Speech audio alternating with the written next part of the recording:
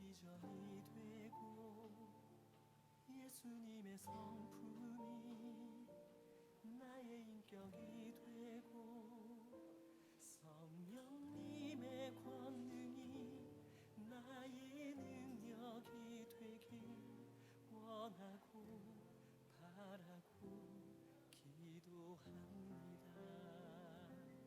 하나님의 꿈이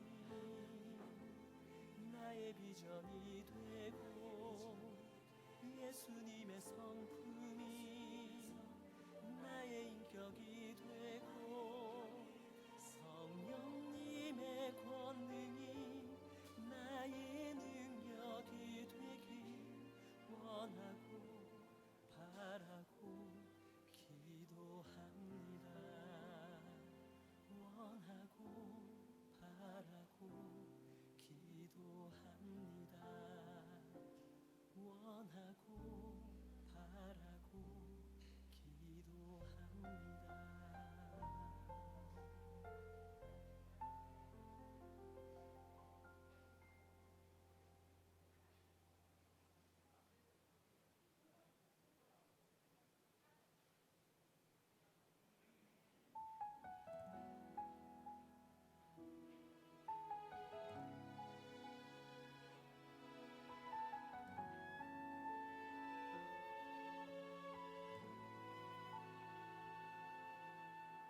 이 세상을 살아가는 동안에 나의 힘을 의지할 수 없으니 기도하고 낙심하지 말 것은 주께서 참 소망이 되심이라. 하나님의 꿈이 나의 비전이 되고 예수님의 성품이 나의 인격이 되고 성령님의 권능이 나의 능력이 되길 원하고 바라고 기도합니다.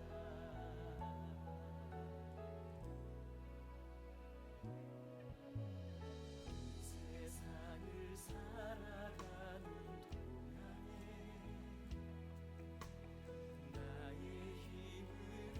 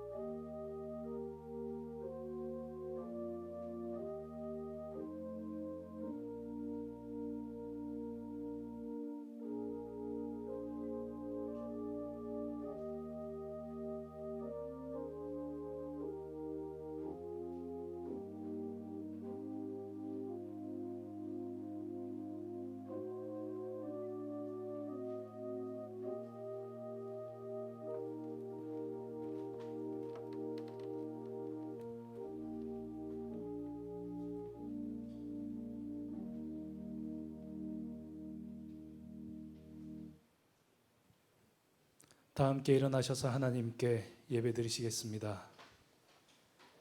하나님은 영이시니 예배하는 자가 영과 진리로 예배할지니라. 아멘. 존귀하신 하나님, 예수님의 대속과 대속의 죽으심과 부활하심으로 저에게 생명과 소망이 되어 주심을 감사드립니다. 주님의 그 희생과 사랑으로 오늘 저희들이 주님 앞에 나와 예배드릴 수 있음을 고백합니다. 주님의 보혈을 의지하여 이 시간 믿음 없고 연약한 저희들은 주님 앞에 모든 죄의 짐을 내려놓습니다. 주님만이 저희 삶의 주인이시고 전부이심을 고백합니다. 저희들이 온 마음과 모든 정성을 다하여 드리는 이 예배를 받아 주옵소서. 예수님의 이름으로 기원하옵나이다. 아멘.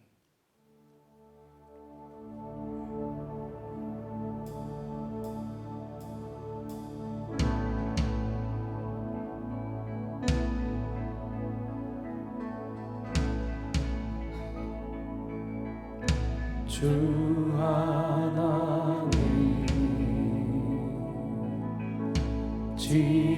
지으신 모든 세계 내 마음 속에 그리어볼 때 하늘의 별 울려 퍼지는 데서 주님의 보는 우주의 장래 주님의 높고 위대하심을 내 영혼이 찬양하네. 주님의 높고 위대하심을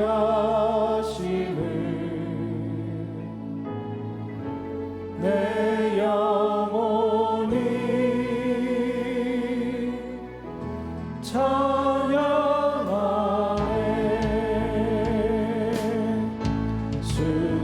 숲속이나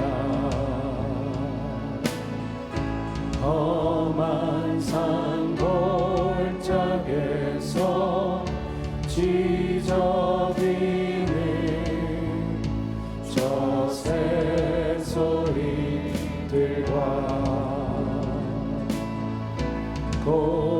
고요하게 흐르는 시냇물을 주님의 소식 노래하도다.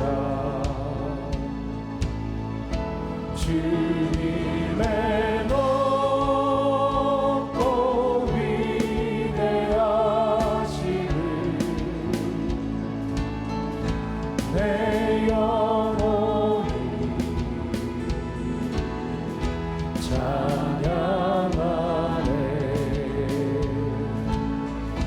주님의 높고 위대하심을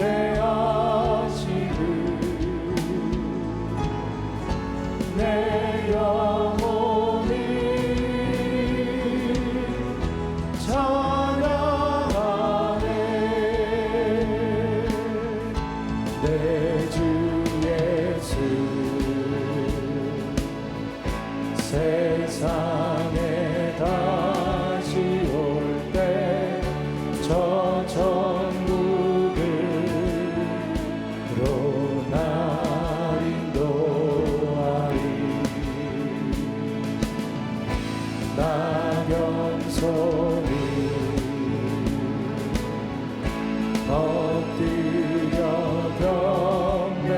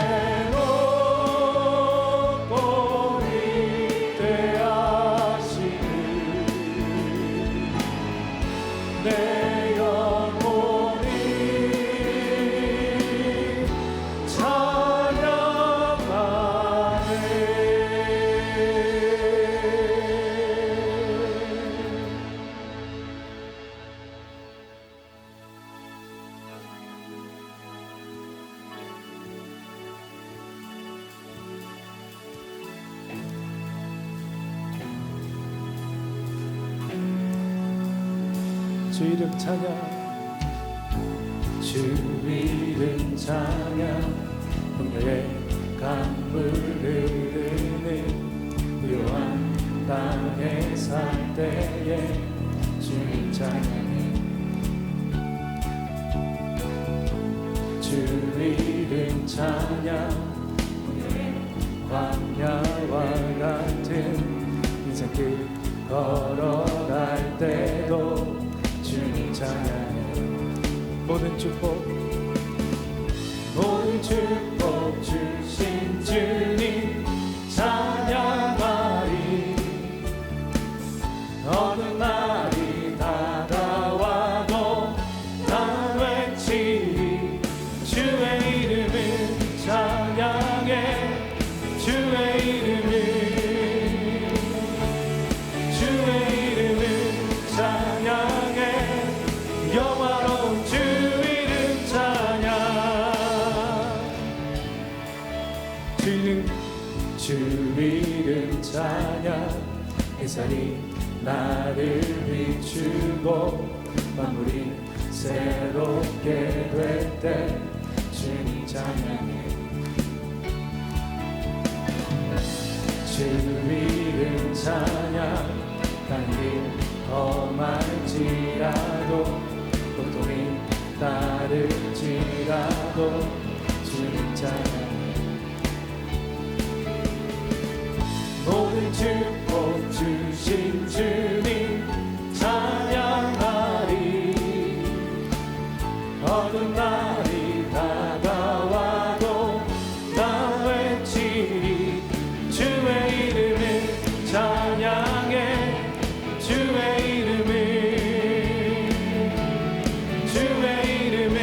찬양해 영화로운 주 이름 주의 이름을 찬양해 주의 이름을 찬양해 영화로운 주 이름 찬양 주님은 주시며 주님은 찾으시네 내 마음에 하는 말 주 찬양합니다 주님은 주시며 주님은 찾으시네 내 마음에 하는 말 주 찬양합니다 주님은 주시며 주님은 찾으시네 내 마음에 하는 말 주 찬양한 주님은 주시며 주님은 주시며 주님은 찾으시네 내 마음에 하는 말 주 찬양한 주의 이름을 찬양해 주의 이름을 찬양해 영화로운 주 이름 주의 이름을 찬양해 주의 이름을 찬양해 영화로운 주 이름을 찬양해 주의 이름을 찬양해 영화로운 주 이름 찬양 우리 하나님께 큰 영광의 박수 올려드리겠습니다.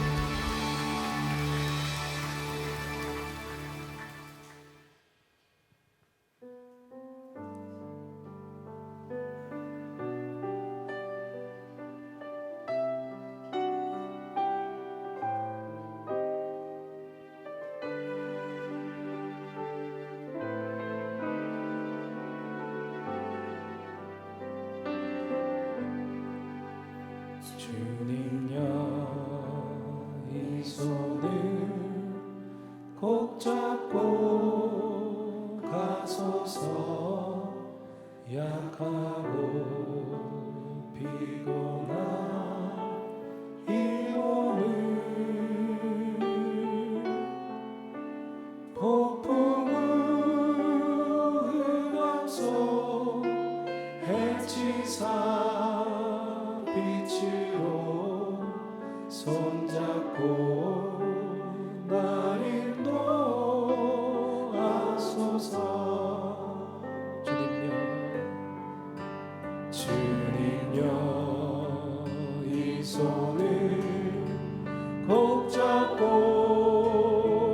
하소서. 약하고 피곤한 이 몸을 폭풍을 감소 해치사 빛으로 손잡고 날 인도하소서.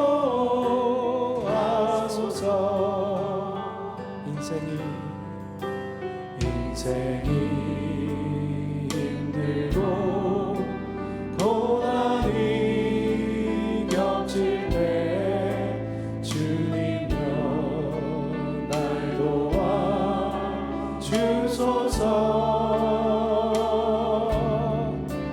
외치는 이 소리 귀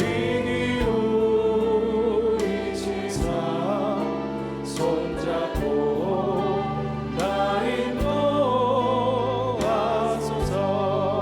인생이 힘들고 고난이 겹칠 때 주님여 날 도와 주소서.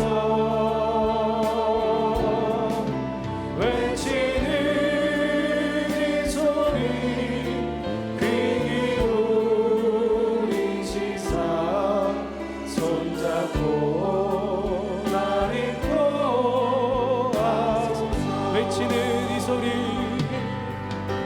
외치는 이 소리 귀 기울이시사 손잡고 날 인도하소서.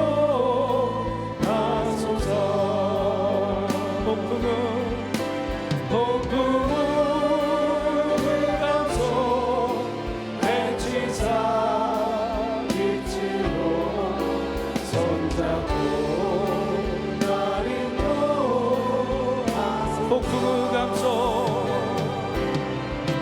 폭풍을 감소 해치사 빛으로 손잡고 날 인도하소서. 외치는 이 소리 외치는 이 소리 귀 기울이시사 손잡고 날 인도하소서.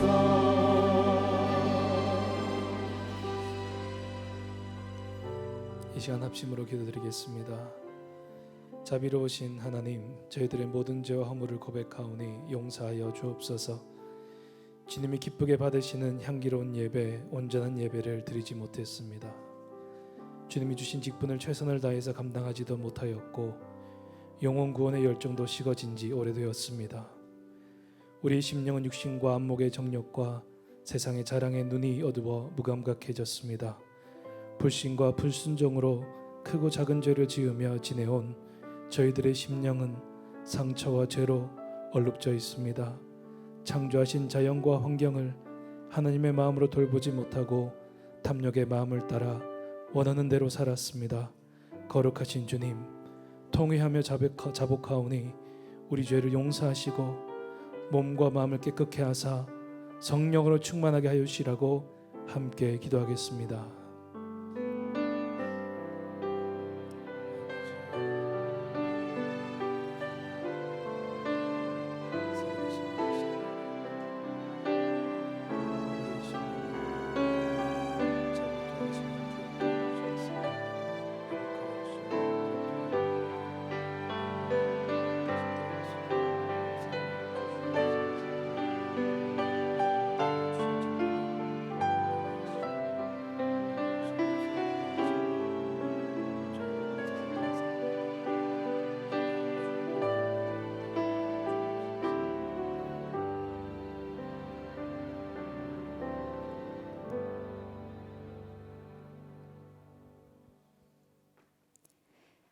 늘 우리에게 선한 목자가 되어주시는 주님, 어려움과 혼란 속에서도 우리를 지켜주시고 주님을 예배하는 은혜의 자리로 나오게 하심을 감사합니다.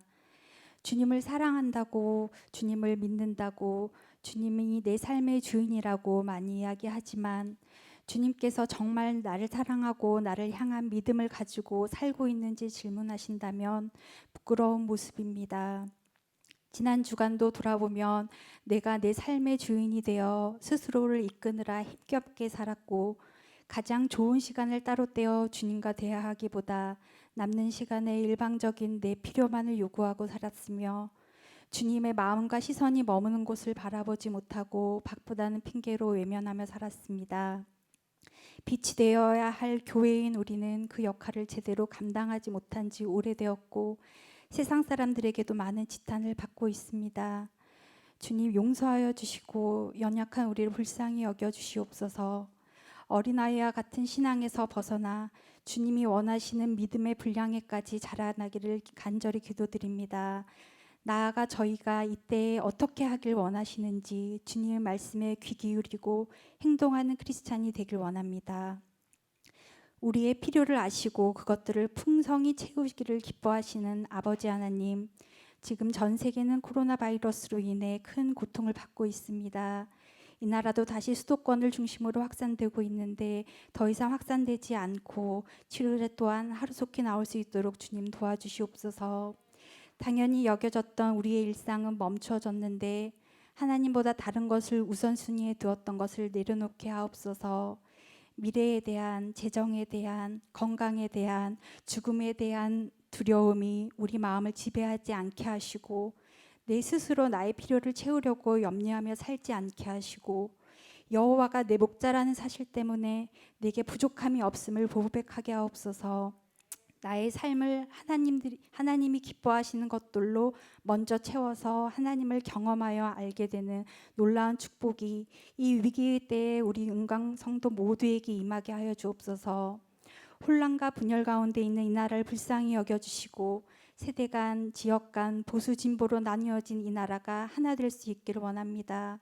북한의 관계와 핵 문제, 경제, 교육 등 해결해야 할 많은 것들이 있는데 지도자들에게 다윗과 솔로몬에게 주셨던 지혜를 주셔서 주님의 공의가 세워지며 국민들 또한 함께 슬기롭게 헤쳐나갈 수 있게 하옵소서.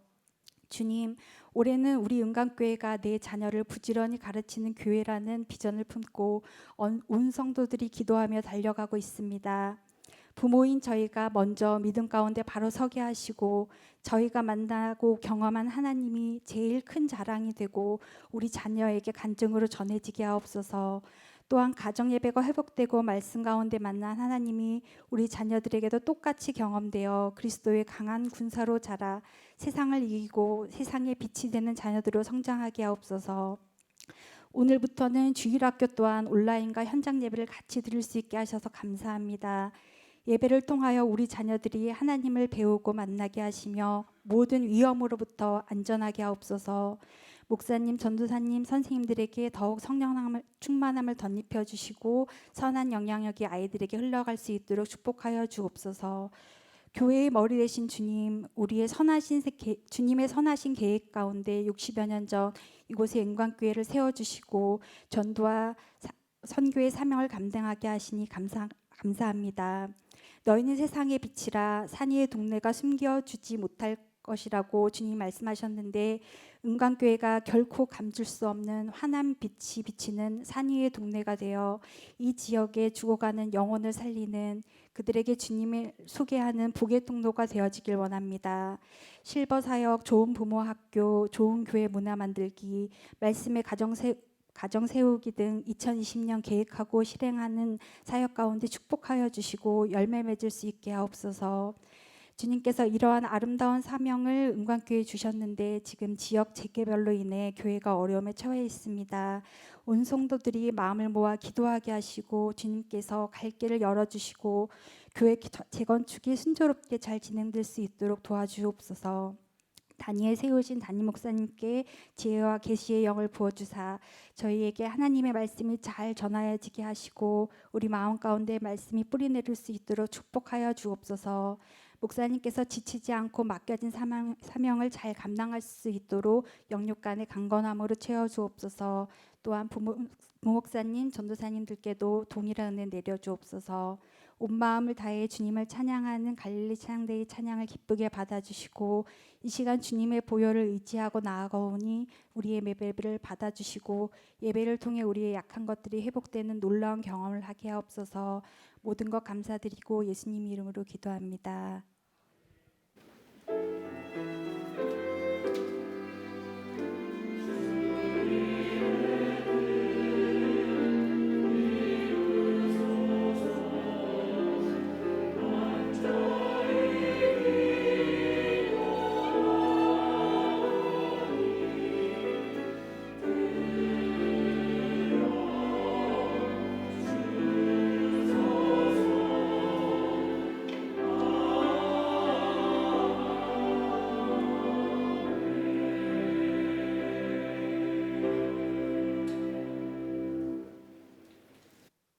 오늘 우리에게 주신 하나님의 말씀은 신약성경 마태복음 9장 35절에서 10장 8절의 말씀입니다. 이 계시의 말씀을 들을 때 살아계신 하나님의 음성을 들으실 수 있기를 바랍니다. 예수께서 모든 도시와 마을에 두루다니사 그들의 회당에서 가르치시며 천국 복음을 전파하시며 모든 병과 모든 약한 것을 고치시니라. 무리를 보시고 불쌍히 여기시니 이는 그들이 목자 없는 양과 같이 고생하며 기진함이라. 이에 제자들에게 이르시되 추수할 것은 많되 일꾼이 적으니 그러므로 추수하는 주인에게 청하여 추수할 일꾼들을 보내주소서 하라 하시니라. 예수께서 그의 12 제자를 부르사 더러운 귀신을 쫓아내며 모든 병과 모든 약한 것을 고치는 권능을 주시니라. 12 사도의 이름은 이러하니 베드로라 하는 시몬을 비롯하여 그의 형제 안드레와 세베대의 아들 야고보와 그의 형제 요한, 빌립과 바돌로메, 도마와 세리 마테, 알페오의 아들 야고보와 다데오, 가나나인 시몬 및 가룟 유다 곧 예수를 판 자라. 예수께서 이 12를 내보내시며 명하여 이르시되 이방인의 길로도 가지 말고 사마리아인의 고을에도 들어가지 말고 오히려 이스라엘 집의 잃어버린 양에게로 가라. 가면서 전파하여 말하되 천국이 가까이 왔다 하고 병든 자를 고치며 죽은 자를 살리며 나병한 자를 깨끗하게 하며 귀신을 쫓아내되 너희가 거저 받았으니 거저 주라. 이 말씀은 살아계신 하나님의 말씀입니다. 아멘.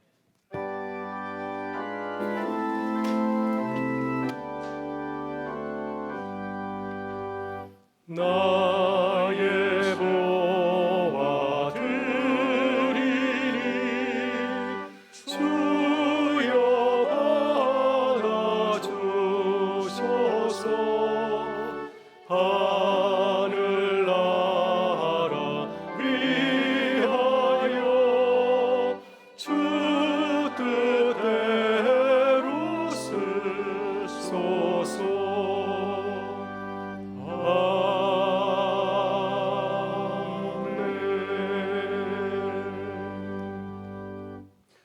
사랑과 은혜가 풍성하신 하나님, 코로나의 강풍이 사라지지 않고 있는 이때 우리를 주의 날개 아래 지키시고 보호하시는 주님의 은혜에 감사드립니다. 오늘 교회학교 현장 예배를 열어주셔서 우리 자녀들이 오랜만에 교회에 나와서 전사님과 선생님과 친구들과 함께 예배해 드립니다. 우리 주님의 말씀을 함께 듣고 친구들과 함께 사랑을 나누고 전하는 기쁨이 우리 자녀들의 마음 가운데 가득 채워지게 하여 주옵소서. 교회학교를 안전하게 지켜주셔서 우리 자녀들이 주의 말씀으로 안전하게 아름답게 자라게 하시고 하나님의 꿈을 이루어가는 다음 세대로 서가게 하여 주옵소서. 주님, 주님의 교회가 코로나19를 함께 대처하는 지혜를 주셔서 감사드립니다. 또한 재개발로 어려움을 겪고 있는 교회를 위하여 함께 기도하고 교회를 섬기게 하시니 감사합니다. 주님께서 우리를 위하여 십자가에서 죽기까지 섬기신 것처럼 우리도 서로 격려하고 위로하고 축복하면서 이 어려운 시기를 기도로 주님의 뜻을 이룰 수 있도록 인도하여 주옵소서. 오늘도 한 주간을 돌아보며 주님의 은혜에 감사하여 우리의 마음과 뜻을 다하여 예물을 드립니다. 이 예물이 주의 마음을 기쁘시게 하고 주의 교회와 복음의 사역을 위하여 아름답게 사용하여 주옵소서. 사랑하는 성도들의 간절한 기도를 아시오니 하늘의 신령한 은혜와 땅에 기름진 곳으로 채우셔서 주님의 사랑을 보여주고 증거하는 아름다운 성도의 발걸음이 되게 하여 주옵소서. 오늘도 영상으로 예배드리는 사랑하는 교우들의 가정 가운데 주님의 은혜와 평강이 함께하시기를 간절히 바라옵고 예수 그리스도의 이름으로 기도드리옵나이다. 아멘.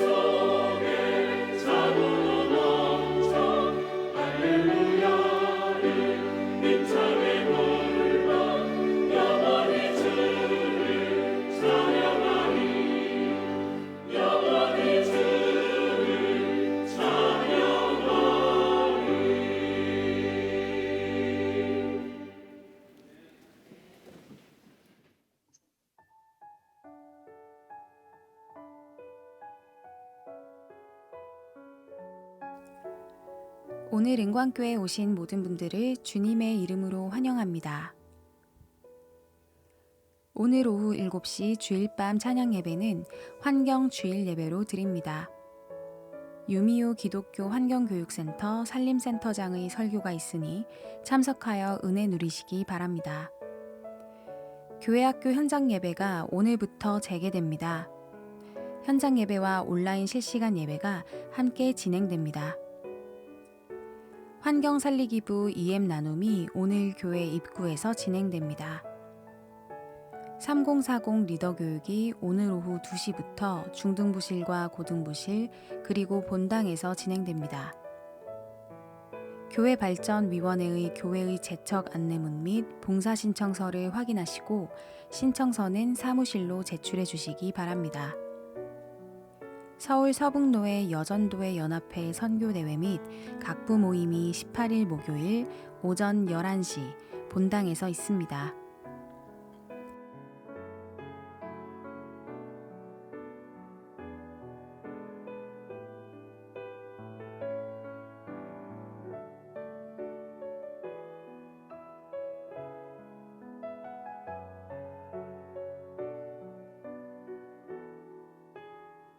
사랑하는 성도 여러분, 우리의 자녀들을 부지런히 가르치는 한 주간 되시길 바랍니다. 네, 오늘 우리 그동안 3부 예배 찬양대를 섬겼던 우리 박소윤 청년이 이제 경기도 소지 지역으로 이사 가게 되어서 오늘 이제 인사를 드리게 되었습니다. 잠깐 일어나서 인사할 때 우리 큰 박수로 격려하기를 바랍니다. 네, 감사합니다. 네, 여러분 한 주간 주 안에서 평안하셨습니까? 네, 오늘은 참 기쁘고 감사한 날입니다. 왜냐하면 우리 자녀들이 교회학교 현장 예배를 드리게 되었기 때문입니다. 그동안 석 달 남게 가정에서 영상 예배로 예배를 드렸습니다. 우리 자녀들이 참 오랜 시간을 잘 참고 견딘 것 같아서 참 대견합니다.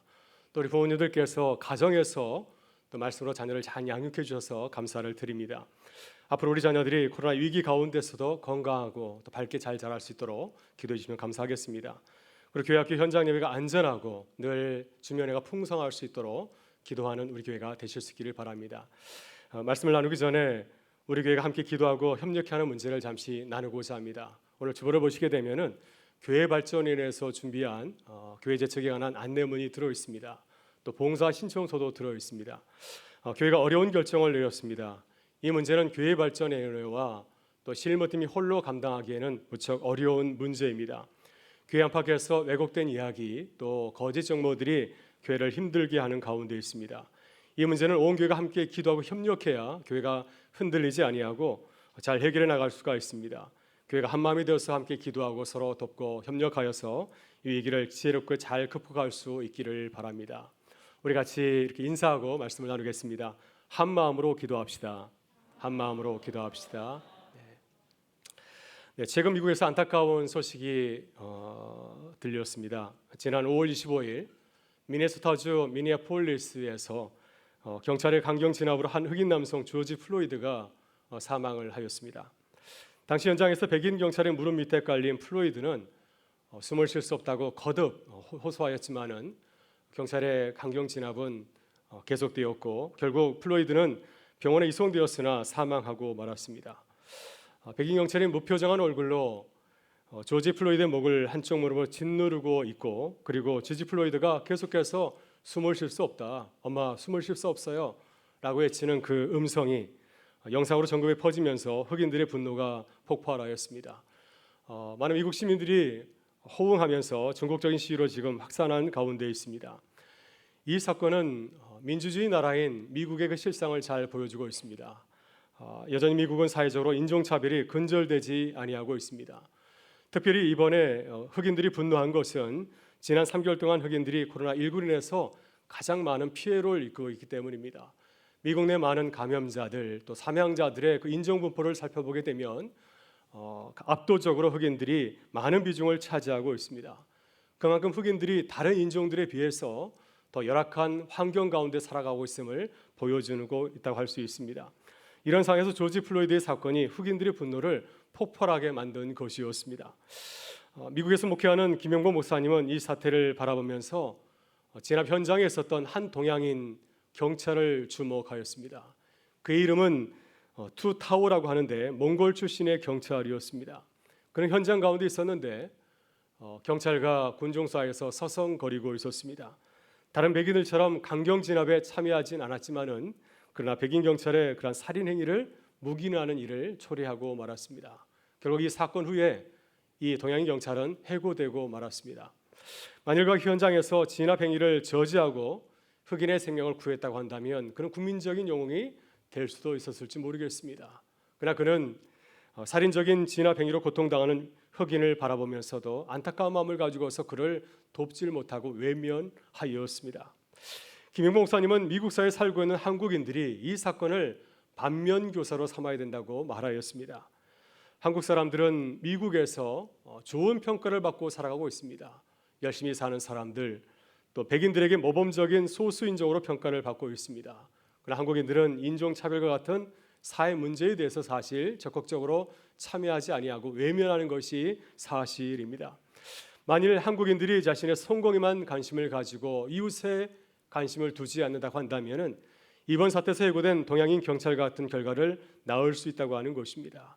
따라서 미국 사회에서 한국인이 인종차별과 같은 사회 문제를 남의 문제로 돌리지 아니하고 이것은 흑인의 문제로만 생각하지 아니하고 다른 소수민족이나 인종들과 함께 연대하고 참여해야 된다고 강조하고 있습니다. 함께 살아감을 이번 기회를 통해서 다시금 깨달아야 된다고 말하고 있습니다. 여러분, 이 문제는 비단 미국 사회만의 문제는 아니죠. 우리나라도 사회적으로 차별과 혐오의 문제가 근절되지 않는 가운데 있습니다. 우리 사회가 정치, 경제, 종교적으로 더 대립되고 또 다민족 사회로 발전하면서 더욱 심각한 문제가 초래되고 있는 가운데 있습니다. 갈수록 해결의 실마리가 보이지 아니하고 문제가 더 깊어지고 있지 않습니까? 그러나 우리는 이러한 것을 남의 문제로 바라보지 아니하고 나의 문제로 생각하고 또 관심을 가지고서 다가가야 됩니다. 특별히 우리는 그리스도인으로서 관심을 가지고 기도하고 참여해서 우리 사회가 건강한 사회가 될 수 있도록 일조하는 데에 아주 힘을 써야 될 줄 믿습니다. 오늘 함께 나눌 말씀을 살펴보게 되면은 예수님께서 갈릴리에서 사역하신 모습을 우리에게 보여주고 있습니다. 예수님께서 이 땅에 오셔서 처음 사역을 시작하셨을 때 어떤 모습으로 사역을 하셨을까요? 예수님의 첫 사역지인 갈릴리는 문제가 많은 곳이었습니다. 많은 사람들이 아픔이 있고 슬픔이 있는 곳이었습니다. 마태복음 4장 16절의 말씀은 이사야 9장 말씀을 인용하고 있는데 예수님 당시의 갈릴리의 상황을 잘 보여주고 있습니다. 이렇게 증거합니다. 스불론 땅과 납달리 땅과 요단강 저편 해변길과 이방의 갈릴리여, 흑암에 앉은 백성이 큰 빛을 보았고 사망의 땅과 그늘에 앉은 자들에게 빛이 비추었도다. 갈릴리에 대해서 어떻게 말하고 있습니까? 이방의 갈릴리여, 이방 사람들이 많이 살고 있는 도시라고 소개를 하고 있습니다. 또 갈릴리 많은 사람들이 흑암에 앉아 있고 사망의 땅과 그늘에서 살고 있다고 말하고 있습니다. 이 말씀은 갈릴리가 이스라엘 사회에서 중심이 아니라 변두림을 잘 말해주고 있습니다. 성공한 사람들이 많이 살기보다는 그렇지 못한 사람들, 변두리에서 살아가는 사람들이 주로 살고 있는 곳이 바로 이 갈릴리였다고 하는 것이죠.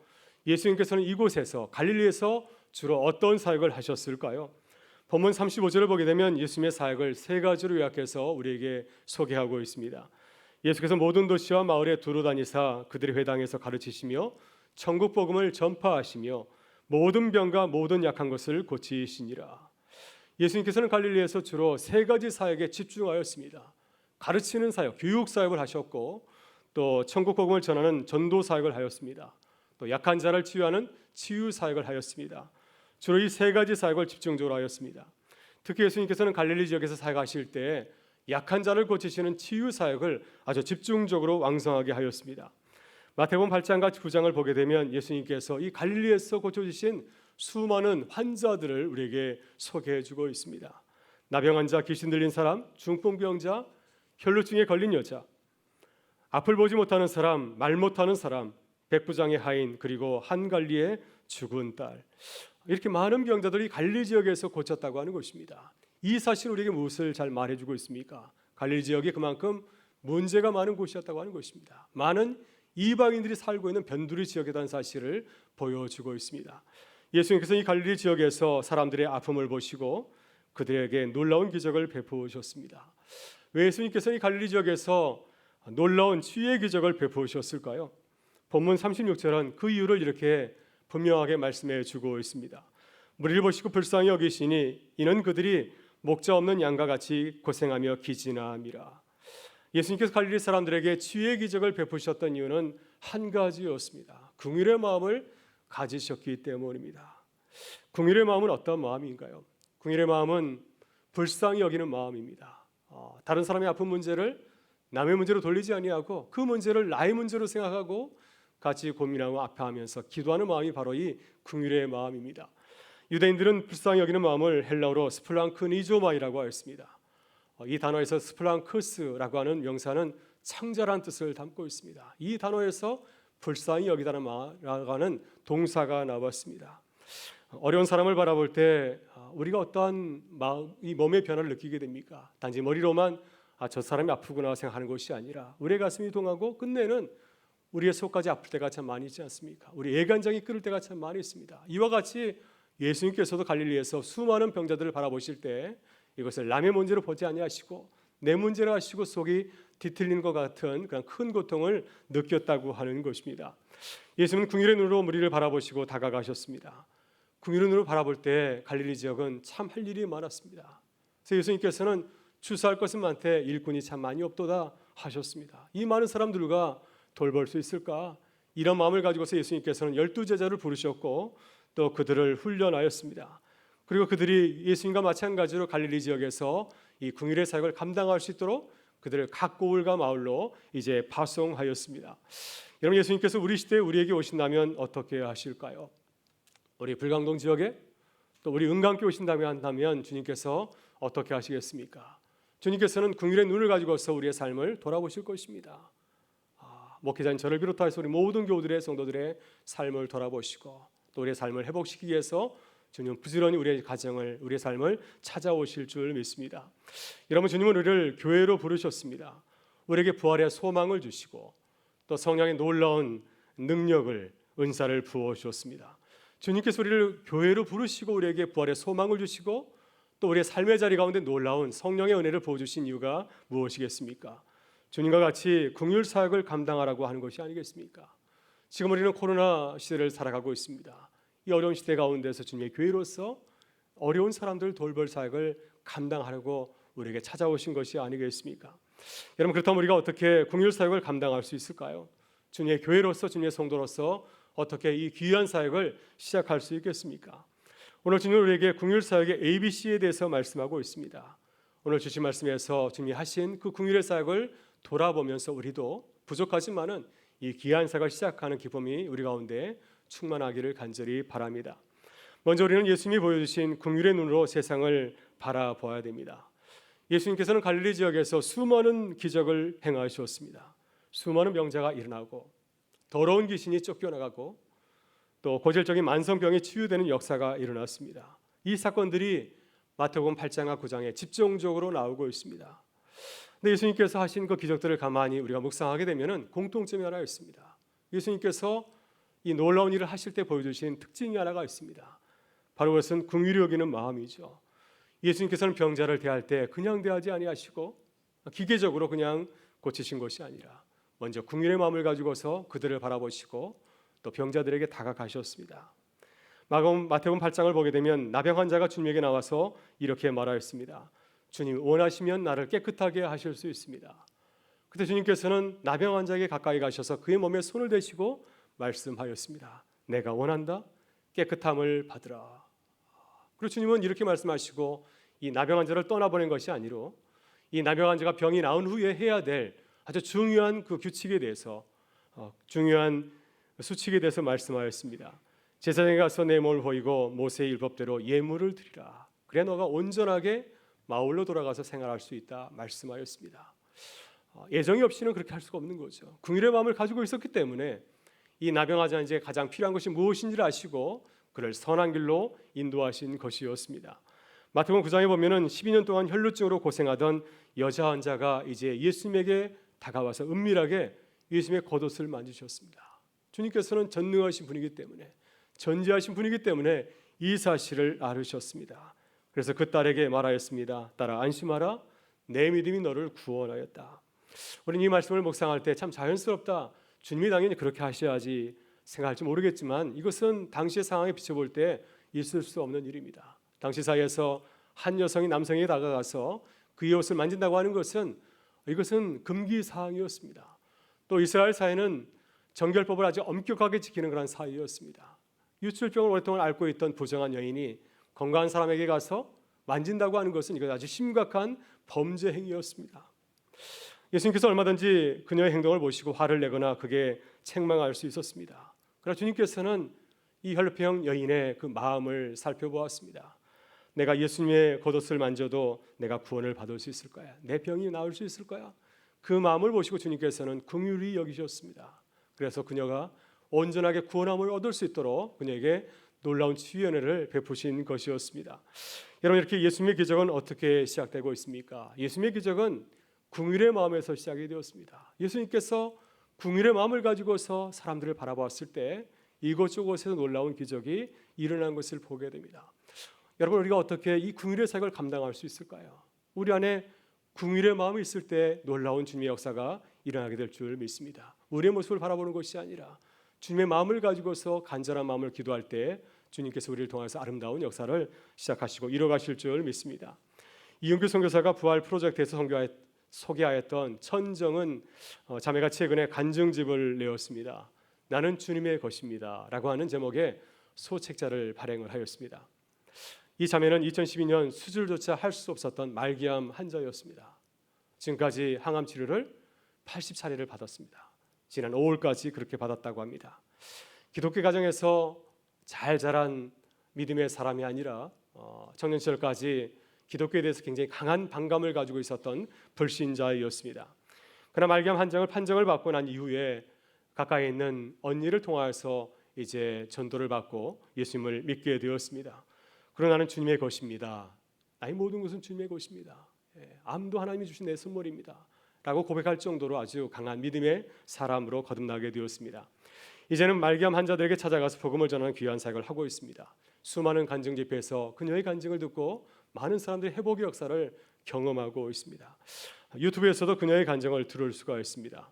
그러나 그녀는 아직도 암 환자이고 항암 치료를 받는 가운데 있습니다. 그렇다고 한다면 이 여인이 무슨 여유가 있겠습니까? 자신의 몸을 돌보기도 힘들 터인데 이 자매는 암 환자들에게 찾아가서 복음을 전하는 것을 생명처럼 여기고 있습니다. 어디서 그 힘이 왔을까요? 어디서 그 힘이 왔을까요? 두려움에 떨고 있는 암 환자들을 바라보는 긍휼의 마음, 그 마음이 이 자매를 이렇게 놀랍게 변화시켰습니다. 긍휼의 마음을 갖고 있을 때 이 약한 자매를 통해서 두려움에 떨고 있는 많은 암 환자들을 세우는 귀한 사역을 주께서 이루고 가시는 줄 믿습니다. 여러분, 우리도 주님의 긍휼의 눈으로 바라보실 수 있기를 바랍니다. 목 잡는 양과 같이 방황하는 사람들, 지친 사람들을 바라볼 때 주님의 사랑을 가지고서 바라보고 기도하실 수 있기를 바랍니다. 이 귀한 마음을 가지고 있을 때 주님께서 우리를 통해서 놀라운 주님의 역사를 시작하시고 이루어가실 줄 믿습니다. 다음으로 우리는 주님이 주신 성령의 놀라운 능력과 권능을 믿어야 됩니다.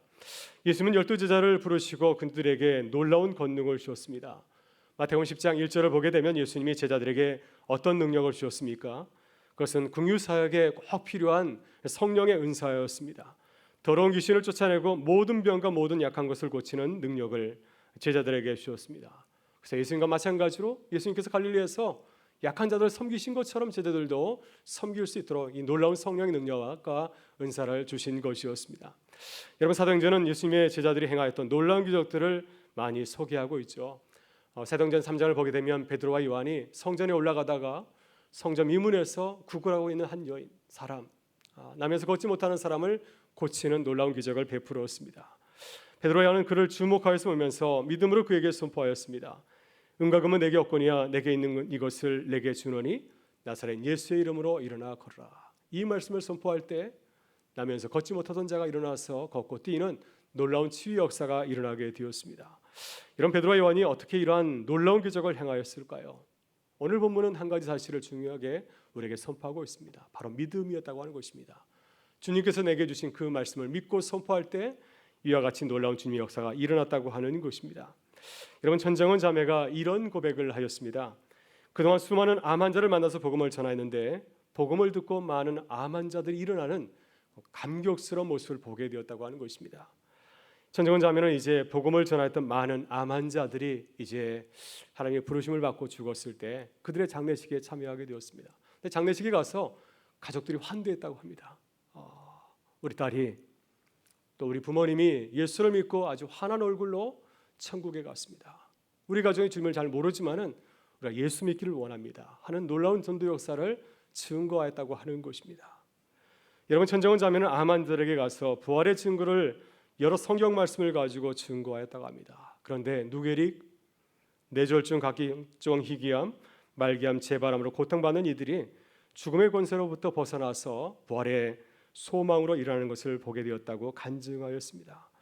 여러분, 천정원 자매가 매우 중요한 사실을 고백하였습니다. 이것은 내가 한 것이 아니라 주님께서 내게 주신 그 말씀을 믿음으로 선포할 때 주님께서 나의 모든 암의 고통과 죽음의 두려움을 모두 멸하셨다는 사실을 믿음으로 고백할 때 이런 놀라운 말씀의 능력이 나타났다고 고백을 하고 있습니다. 믿음으로 고백할 때 이와 같은 일이 여전히 아직도 우리 가운데서 일어나고 있다는 사실을 증거하고 있습니다. 여러분, 우리 교우들이 가끔 저에게 와서 제 기도를 받고 병에서 회복되었다는 그런 간증을 하곤 합니다. 한 번은 제가 수요예배 시간에 저는 치유의 은사가 없습니다 이렇게 고백한 적이 있습니다. 그랬더니 한 권사님이 예배를 마친 후에 저에게 와서 반박하였습니다. 목사님, 무슨 말씀이세요? 제가 목사님의 기도를 받고 나왔어요. 제가 곰곰이 생각해 봤더니 제가 틀렸더라고요. 권사님의 말씀이 맞았습니다. 근데 그 내용을 가만히 다시 또 순서적으로 말씀을 드리면은 권사님의 믿음대로 병이 나은 것이죠. 제가 능력이 있어서가 아니라 권사님께서 믿음으로 받아들일 때, 제가 기도할 때 그 말씀을 기도할 때 믿음으로 고백할 때 주님께서 우리 가운데 놀라운 이 치유 역사를 이루신 줄 믿습니다. 여러분, 중요한 것은 무엇인가요? 중요한 것은 우리의 믿음입니다. 주님이 우리에게 약속하신 말씀을 우리가 믿고 있는가, 아니면 의심하는가? 만약 우리가 그 말씀을 의심한다면 과연 믿음의 역사가 일어날 수 있을까요? 그럼 우리가 전혀 기적이 일어날 수 없는 상황 가운데 있다 할지라도 강한 믿음을 가지고 주 앞에 고백할 때 주님께서는 우리를 통해서 아름다운 역사를 시작하시고 이루실 줄 믿습니다. 주님께서 갈릴리에 행하시던 그 놀라운 긍휼의 역사, 그 치유의 역사가 우리가 믿음을 가지고 나아갈 때 우리 가운데서도, 우리 은강교회 가운데서도 시작되고 이뤄가는 기쁨이 넘치게 될 줄 믿습니다. 마지막으로 우리는 잃어버린 양에게 가서 복음을 전해야 됩니다. 본문 6절에서 예수님께서는 이제 제자들을 파송하시면서 말씀하였습니다. 이방인이나 사마리아인의 고을로 가지 말고 이스라엘 집에 잃어버린 양에게로 가라 말씀하였습니다. 이 말씀을 듣고 많은 사람들이 오해합니다. 예수님은 참 편협한 분이시다. 왜 이방인에게는 가라고 하지 않았을까? 또 마태복음 15장에 보게 되면 예수님께서 가나안 여인에게 아주 쌀쌀맞게 대답하였습니다. 귀신 들린 딸을 고쳐달라고 찾아온 가나안 여인에게 주님은 어떻게 말씀하였습니까? 굉장히 냉정하게 말씀하였습니다. 나는 이스라엘의 잃어버린 양 외에는 다른 데로 보내심을 받지 아니하였노라. 이 말씀은 예수님이 이방인들에게 관심이 없다고 하는 겁니다. 예수님의 관심은 이스라엘 유대인에게만 관심이 있다고 들릴 수가 있습니다. 그럼 우리가 마태복음을 28장까지 다 읽게 되면은 우리의 생각이 잘못되었음을 알 수가 있습니다. 분명히 예수님께서는 마지막에 이렇게 말씀하였습니다. 모든 족속을 제자로 삼아 아버지와 아들과 성령 이름으로 세례를 주고 주께서 분부하신 모든 것을 가르쳐 지키게 하라. 주님의 관심은 모든 백성에게 있습니다. 모든 사람들을 구원하시는 것이 주님의 궁극적인 관심이 아니겠습니까? 여러분, 그렇다면 이스라엘 집에 잃어버린 양에게 가라는 말씀은 무슨 뜻일까요? 주님의 뜻은 먼저 가까운 이웃에게 가서 복음을 전하라고 하는 것입니다. 사도행전 1장 8절에서 예수님께서는 승천하시기 전에 제자들에게 말씀하기로 이렇게 말씀하였습니다. 성령이 너희에게 마시면 너희가 권능을 받고 예루살렘과 온 유다와 사마리아 땅 끝까지 이르러서 내 증인이 되리라 하시니라. 성령의 충만함을 입고 가장 먼저 시작할 곳이 어디입니까? 땅 끝이 아니라 바로 예루살렘이라고 하는 것입니다. 성령의 충만함을 입고 가장 가까운 곳에서 복음 사역을 시작하라고 하는 것입니다. 그래서 사도행전의 역사를 가만히 살펴보게 되면은 복음의 역사가 먼저 예루살렘 교회에서 시작되지 않았습니까? 이 복음의 역사가 이제 온 유대와 사마리아 땅까지 흘러가게 되었고 안디옥을 통해서 또 바울 사도를 통해서 많은 사도를 통해서 땅끝까지 전파되는 것을 우리는 확인할 수가 있습니다. 여러분, 우리가 가까운 잃어버린 양들에게 가서 무엇을 전해야 될까요? 본문 7절과 8절에서 주님은 이렇게 말씀합니다. 가면서 전파하여 말하되 천국이 가까이 왔다 하고 병든 자를 고치며 죽은 자를 살리며 나병한 자를 깨끗하게 하며 귀신을 쫓아내되 너희가 거저 받았으니 거저 주라. 예수님의 말씀은 무엇입니까? 우리가 예수 믿고 변화된 놀라운 사건들, 예수님께서 행하셨던 그 놀라운 복음의 사건들을 이웃에게 증거하라고 하는 것입니다. 너희가 거저 그 은혜를 받았으니 거저 그것을 증거할 것을 말씀하고 있습니다. 믿음을 가지고서 가까운 이웃에서 찾아가서 이 복음을 전하기만 해도 이와 같은 놀라운 역사가 너희 주변에 시작될 것이라고 주님은 약속하고 선포하고 있으십니다. 여러분, 천정원 자매는 암 환자입니다. 그녀에게 가까운 잃어버린 양은 누구일까요? 천정원 자매는 자신에게 가까운 잃어버린 양을 어떻게 생각하였습니까? 병원에서 늘 만나는 암 환자라고 생각하였습니다. 그래서 암 환자들에게 찾아가서 내가 만난 예수를 전하였습니다. 내가 만난 예수를 전할 때, 항암 치료 80자까지 하면서도 죽음의 공포를 이긴 기쁨을 증거할 때 많은 사람들이 그 간증을 듣고 변화되는 놀라운 역사를 경험하였다고 간증하고 있습니다. 여러분, 하나님께서 내게 주신 잃어버린 양은 누구일까요? 내가 찾아가야 될, 주님이 내게 하신 행하신 일을 증거해야 될 가장 가까운 이웃은 누구이겠습니까? 여러분, 주님께서 우리에게 당부하신 이른 양에 찾아가서 주님 내게 주신 은혜를 나누는 교회와 성도들이 있기를 주의 이름으로 축원합니다. 여러분, 우리는 포스트 코로나 시대를 살아가고 있습니다. 요즘 포스트 코로나에 대한 여러 가지 책들이 많이 나오는데요. 최근에 나온 포스트 코로나 사회라는 책에서 백서영 강남대 교수는 전염병과 종교에 대해서 매우 중요한 이야기를 하고 있습니다. 사람들은 전염병을 만나면 그 원인을 이야기하곤 합니다. 왜 이런 일이 생겼을까? 그 원인을 따지곤 합니다. 그래서 많은 사람들이 이것은 신의 저주다라고 생각하기도 하고, 또한 우리 인간들의 욕심의 결과라고 말하기도 합니다. 이렇게 원인을 말하게 되면 그것은 우리에게 참 유익한 일이죠. 이러한 사실을 깨닫게 되면 많은 사람들이 자신의 잘못을 뉘우치고 또 돌아서는 그러한 은혜의 역사가 일어날 수 있기 때문입니다. 그러나 전염병의 원인을 이웃으로 지목하게 될 때 누구 때문이라고 이렇게 구체적으로 누구를 지목하게 될 때 이러한 생각은 끔찍한 혐오나 살육의 역사를 일으킬 수가 있습니다. 실제로 중세시대 때 흑사병이 돌았을 때 많은 유대인들이 희생양이 된 적이 있습니다. 온몸이 시커멓게 괴사되어 죽어가는 흑사병의 병증을 바라보면서 누군가 괴 소문을 퍼뜨렸습니다. 유대인이 우리가 먹는 우물에 독을 퍼뜨렸다. 그로 인해서 어떤 일이 벌어지게 되었을까요? 많은 유대인들이 희생을 당하였습니다. 우리의 말 한마디가 얼마나 중요한가 하는 것을 알 수 있는 것입니다. 그래서 우리가 어려운 일 만났을 때 누구를 지목하는 것이 아니라 이것은 우리 때문이다, 나의 죄 때문이라고 고백한다면 이 문제가 얼마나 아름답게 은혜스럽게 잘 해결될 수 있겠습니까? 오늘 주는 우리에게 당부하십니다. 어떻게 코로나19로 신음하는 세상을 아름답게 만들어 갈 수 있을까요? 우리를 바라보시고 불쌍히 여기신 주님을 닮으실 수 있기를 바랍니다. 주님의 궁일의 눈을 가지고서 이웃을 바라보며 주님의 사랑을 나누는 교회와 성도가 되실 수 있기를 바랍니다. 그래서 세상을 아름답게 바꿔가는 주님의 교회와 성도가 되실 수 있기를 주의 이름으로 축원합니다. 우리 다 같이 일어나셔서 함께 찬양으로 고백하며 나가겠습니다.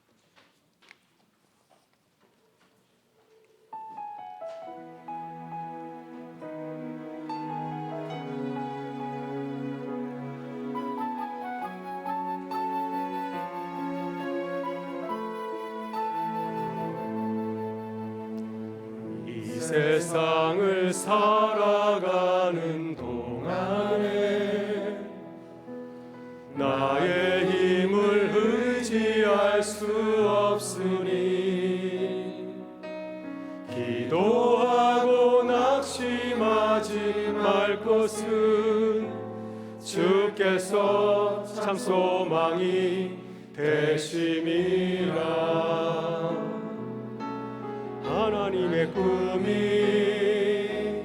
나의 비전이 되고 예수님의 성품이 나의 인격이 되고 성령님의 권능이 나의 능력이 되길 원하고 바라고 기도합니다. 주의 길을 걸어가는 동안에 세상에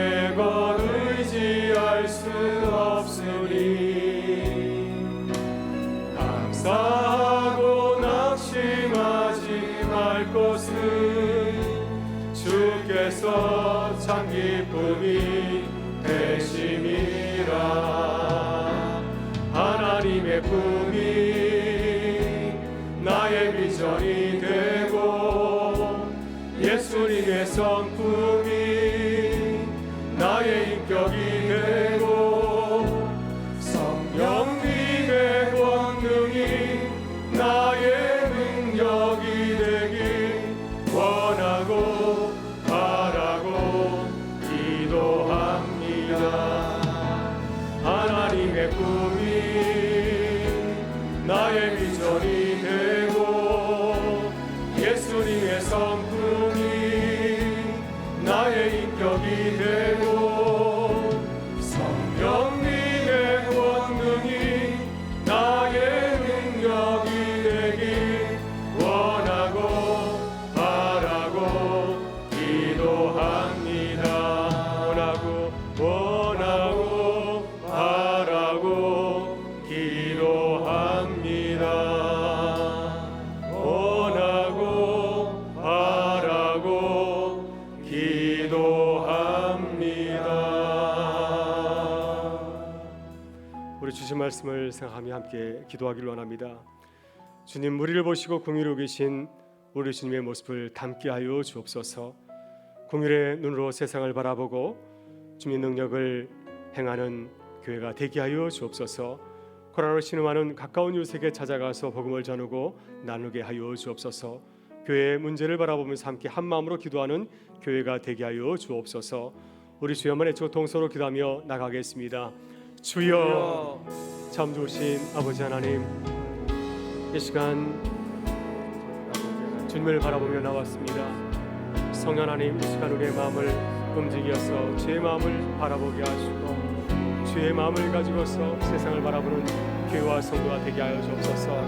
우리 주님께서 이 땅에 오셨을 때 긍휼의 눈을 가지고서 세상을 바라보시기 위해서 주의 귀한 사역을 감당하셨던 것처럼 우리가 그 귀한 마음을 가지고서 지혜를 감당하시도록 은혜를 더하시기 원합니다. 하나님, 코로나19로 인해서 이 땅이 참으로 어려운 가운데 놓여 있습니다. 하나님, 가슴 일들이 하나님 계속해서 일어나는 가운데 있습니다. 주님, 우리를 교회로 부르시고 성도로 부르셨사오니 하나님 기도하게 하시고 주의 은혜 가운데서 우리도 귀한 일을 감당하시도록 은혜를 베풀어 주시길 간절히 기도드립니다. 우리의 마음을 주님께서 붙잡아 주셔서 주의 마음을 가지고서 나가게 하시고 또 주의 말씀을 믿고 기도하는 가운데서 하나님 아름다운 것을 이루어가시도록 하나님께서 인도하시길 간절히 기도드립니다. 하나님, 우리가 두려워하지 않게 해주시옵고 걱정하거나 염려하지 않게 해주시오며 주님을 바라보면서 기도하는 가운데서 주님의 아름다운 믿음의 역사를 시작하시도록 인도하여 주시옵소서. 주님, 교회가 어려운 분들로 함께 기도하며 나아갑니다. 성령 하나님께서 우리에게 은혜를 주시고 우리에게 지혜와 명철을 더하셔서 우리에게 맡긴 사명을 잘 감당하게 하여 주시옵고 무엇보다 하나님, 교회가 함께 기도하며 협력하면서 이 중요한 문제를 잘 해결해 나가시도록 은혜를 베풀어 주옵소서. 하나님, 주님의 뜻을 간절히 구합니다.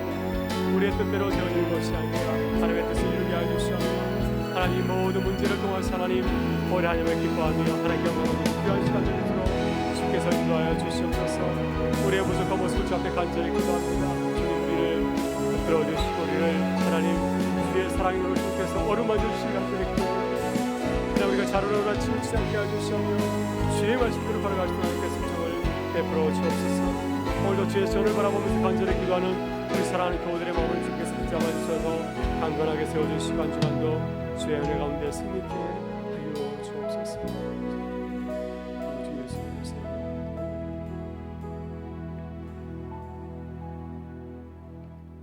좋으신 우리 아버지 하나님, 주님 은혜와 사랑에 감사드립니다.